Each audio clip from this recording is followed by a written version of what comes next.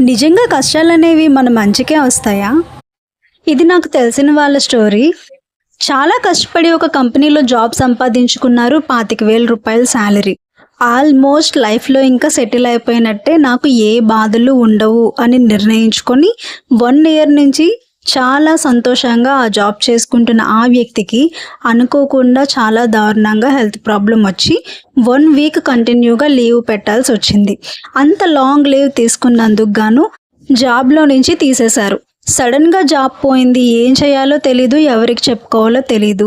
సరే ఇంక చేసేదేమీ లేక మళ్ళీ ఒక కొత్త జాబ్ కోసం ప్రయత్నిస్తూ ఉంటే, వేరొక కంపెనీలో ఇంటర్వ్యూకి వెళ్ళినప్పుడు ఆ వ్యక్తికి ఉన్న స్కిల్స్ అండ్ ఎక్స్పీరియన్స్‌ని చూసి రూ. 70,000 సాలరీతో ఇంకొక కొత్త జాబ్ అయితే వచ్చింది.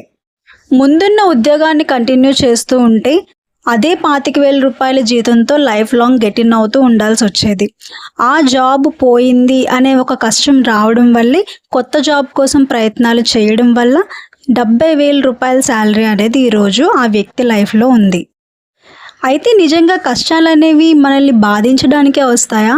లేదంటే ఒక కొత్త అవకాశాన్ని మనకి పరిచయం చేయడానికే వస్తాయా?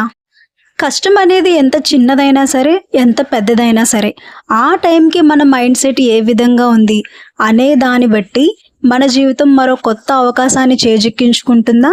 లేదంటే మన బ్రతుకు ఇంకా భారంగా మారబోతుందా అనేది ఆధారపడి ఉంటుంది. మీ మైండ్ అనేది చాలా వీక్‌గా ఉంటే, ఏదైనా కష్టం వస్తే ఆ సిచ్యువేషన్ మీకు ఒక ప్రాబ్లమ్ లాగా కనిపిస్తుంది. మీ మైండ్ అనేది బ్యాలెన్స్డ్‌గా ఉంటే ఆ వచ్చిన ప్రాబ్లమ్, ఆ సిచ్యువేషన్ మీకు ఒక ఛాలెంజ్ లాగా అనిపిస్తుంది. అదే మీ మైండ్ గనుక చాలా స్ట్రాంగ్‌గా ఉంటే, వచ్చింది ఎంత పెద్ద ప్రాబ్లమ్ అయినా సరే అందులో మీరు ఒక ఆపర్చునిటీని చూడగలుగుతారు.